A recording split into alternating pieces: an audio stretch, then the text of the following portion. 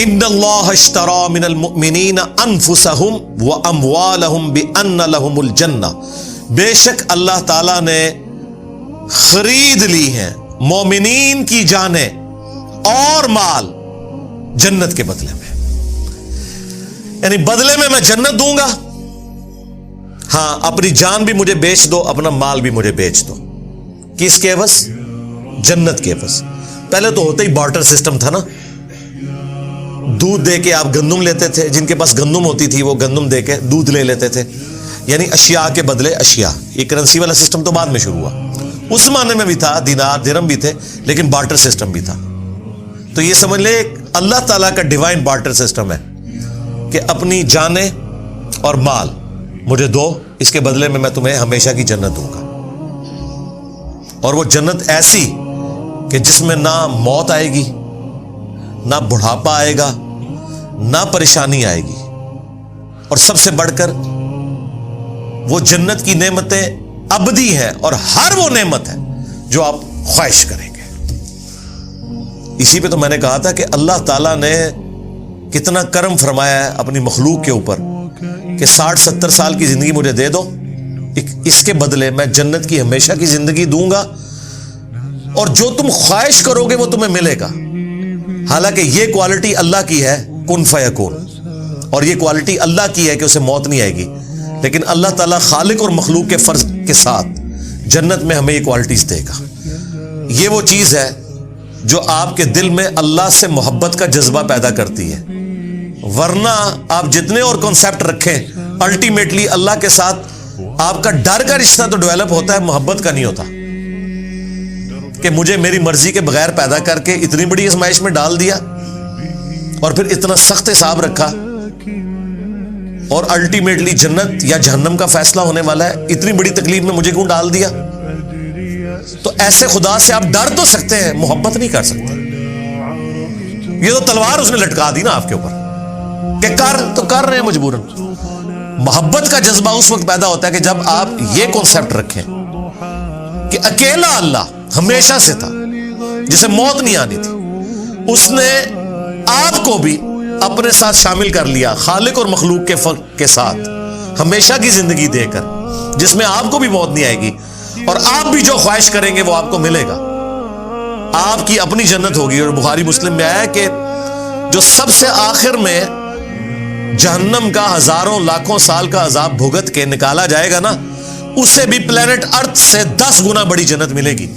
آپ تو 10 مرلے کے پلاٹ کو ترستے ہیں نا، سب سے آخری جو جنتی ہے نا، اور یہ آخری وہ ہے جس نے جہنم کا عذاب بھگت لیا لاکھوں سال کا، یہ آخری وہ نہیں ہے جو بغیر حساب و کتاب کے چلا جائے گا، اس کا تو آپ سوچ بھی نہیں سکتے اس کو کیا کچھ ملے گا، وہ تو ایلیٹ درجے کا مسلمان ہوگا نا۔ یہ وہ ہے جو اپنا عذاب بھگت کے جائے گا، اس کو بھی پلینٹ ارتھ سے 10 گنا بڑی جنت، جس کو فنا نہیں ہے، جو بخاری مسلم میں آیا کہ موت کو مینڈے کی شکل میں لا کے میدان محشر میں قتل کر دیا جائے گا۔ جنتی خوش ہوں گے کہ آج کے بعد ہمیں موت نہیں آئے گی، اور جہنمی غمناک ہو جائیں گے کہ ہمیں بھی موت نہیں آئے گی، جو قرآن میں سورہ الفرقان میں آیا، آج ایک موت نہیں ہزاروں موتیں مانگو لیکن تمہیں موت نہیں آئے گی۔ موت مانگیں گے وہ کہ اس تکلیف سے جان چھوٹ جائے، لیکن جان نہیں چھوٹے گی۔ اللہم اجرنا من النار، اللہم انا نسألک جنت الفردوس مع النبیین والصدیقین والشہداء والصالحین، آمین۔ تو اللہ تعالیٰ فرما رہا ہے کہ میں نے مومنین کی جانیں اور مال جنت کے بدلے میں خرید لی، یہ بیع میں نے کی ہے، بیع، با یا عین، تجارت، اسی سے یہ بیعت لفظ ہے، اپنے آپ کو بیچنا۔ انسان کے آگے کیسے اپنے آپ کو بیچ سکتا ہے؟ نبی علیہ السلام کے ساتھ بھی جو ہماری بیعت ہے وہ اللہ کی بیعت ہے، خلفائے راشدین کے ساتھ بھی جو بیعت ہے وہ اللہ کی بیعت ہے، اور وہ بھی پیری مریدی والی نہیں، حکومت وقت کے اعتبار سے خلیفہ کو مانا۔ دین کے معاملات میں تو آپ نے وہ بات ماننی ہے جو اس شخصیت کے اوپر نازل ہوئی ہے جس کی قبر مدینے میں ہے، صلی اللہ علیہ وآلہ وسلم۔ تو اللہ تعالیٰ فرما رہا ہے بے شک اللہ تعالیٰ نے مومنین کی جانیں اور مال خرید لیے ہیں جنت کے بدلے میں، یقاتلون فی سبیل اللہ، وہ اللہ کی راہ میں قتال کرتے ہیں، اور ظاہر سب سے بڑا کام آپ جو اللہ کے لیے کر سکتے ہیں وہ یہی ہے کہ اپنی جان ہتھیلی پہ رکھ کے میدان جنگ میں آ جائیں۔ سب سے قیمتی چیز تو جان ہے۔ فَيَقْتُلُونَ وَيُقْتَلُونَ، بس وہ اللہ کے حکم سے قتل بھی کرتے ہیں اللہ کے دشمنوں کو، اور خود بھی قتل ہو جاتے ہیں۔ ہمیشہ تو نہیں ہونا کہ آپ نے زندہ بچنا ہے۔ اور دیکھیں یہاں پہ انسانیت کا قتل ہو رہا ہے، لیکن اللہ کے حکم سے ہو رہا ہے، اور اللہ تعالیٰ اسے فخریہ بیان فرما رہا ہے۔ ویسے تو ایک انسان کا بھی قتل ناحق پوری انسانیت کا قتل ہے، تو سورۃ المائدہ میں آیا۔ اور اس میں مزے کی بات میں آپ کو بتاؤں، جان جو ہے نا یہ اللہ کی امانت ہے۔ اللہ کی اجازت کے بغیر آپ کسی کی جان لے نہیں سکتے۔ اس لیے دیکھیں جب آپ جانور بھی ذبح کرتے ہیں نا تو اللہ کے نام پہ کرتے ہیں، کیونکہ اس کے اندر بھی جان موجود ہے، اس سے بھی آپ زندگی چھین نہیں سکتے۔ جب آپ اس سے زندگی چھیننے لگتے ہیں نا تو بسم اللہ ہی اللہ اکبر پڑھتے ہیں کہ یہ اللہ کا حکم تھا، اس کے نام پہ میں تیری جان لے رہا ہوں، ورنہ میں تیری جان نہیں لے سکتا۔ یہ اس کا حکم ہے کہ تجھے اس نے میرے لیے پیدا کیا کہ میں تجھے کھاؤں، تو میں جب اب تیری جان نکالوں گا تو اس کے نام پر نکالوں گا، کیونکہ مالک جان کا کون ہے؟ اللہ۔ اس طرح آپ کسی کافر کی بھی جان نہیں لے سکتے، الا یہ کہ میدان جنگ میں وہ آپ کے مقابلے پہ آئے تو اس وقت بھی آپ اپنی دشمنی کے لیے نہیں بلکہ اللہ کی خاطر۔ وہ جو سیدنا علی کا واقعہ ہے کہ جب وہ کافر کے سینے پہ چڑھ گئے تھے، اس نے تھوک دیا تو وہ اتر گئے، ان کا بھائی اب میرا غصہ اس میں شامل ہو گیا، بس وہ اسی چیز سے امپریس ہو کے مسلمان ہو گیا۔ دیکھیں جی جہنم کے دہانے پہ پہنچا ہوا بندہ، آخری ٹائم پہ اللہ نے اس کے لیے جنت کر دی۔ یہ ہے اللہ تعالیٰ کی ڈیسٹنی اور تقدیر، سبحان اللہ۔ تو اللہ تعالیٰ فرما رہے ہیں کہ اہل ایمان اللہ کی راہ میں قتال کرتے ہیں اور کافروں کو قتل بھی کرتے ہیں جہاں ضرورت ہے میدان جنگ میں، اور خود بھی قتل ہوتے ہیں۔ وعدن علیہ حقا فی التوراۃ والانجیل والقرآن، اور یہ وہ وعدہ ہے جو اللہ تعالیٰ نے سچا وعدہ کیا تھا پختہ، تورات میں بھی یعنی اولڈ ٹیسٹمنٹ میں، انجیل نیو ٹیسٹمنٹ میں، اور قرآن میں بھی، یعنی تینوں کتابوں کے اندر وہی بات ہے کہ دنیا کی زندگی مجھے دو، آخرت کی ہمیشہ کی زندگی لے لو۔